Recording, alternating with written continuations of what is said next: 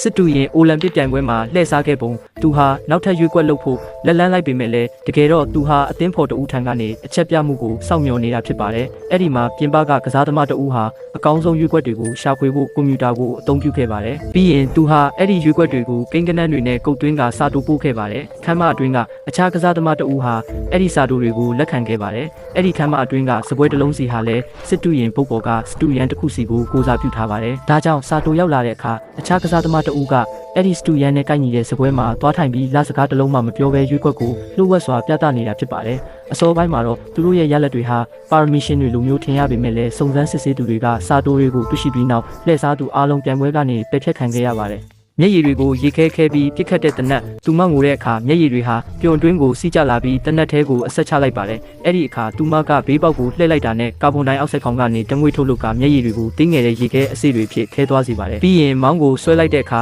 စပရိတ်စနစ်ကအဲ့ဒီမျက်ရည်ကြည်စံတွေကိုတနက်အစ်စ်တွေလိုမျိုးပြစ်ထုတ်လိုက်ပါတယ်။အကြောင်းကတော့မကြသေးမီကာလကသူမဟာဆရာတဦးနဲ့စိတ်ဖိစီးစရာအစည်းအဝေးတစ်ခုပြုလုပ်ခဲ့ရပြီးရုတ်တရက်မျက်ရည်တွေကျလာခဲ့ပါတယ်။အဲ့ဒီအချိန်ကသူမဟာအရန်စိတ်ထိခိုက်ခဲ့ပြီးငါးမျက်ရည်နဲ့သူ့ကိုပြစ်ချင်တယ်လို့ဆန္ဒဖြစ်ခဲ့ပါတယ်။ဒါကြောင့်သူမဟာအဲ့ဒီမျက်ရည်တနက်ကိုဒီဇိုင်းဆွဲခဲ့ပြီးပြီးစီးတဲ့အခါလဲဆရာကသူမကိုမိမိကိုယ်ကိုပြစ်ခွင့်ပြုခဲ့ပါတယ်။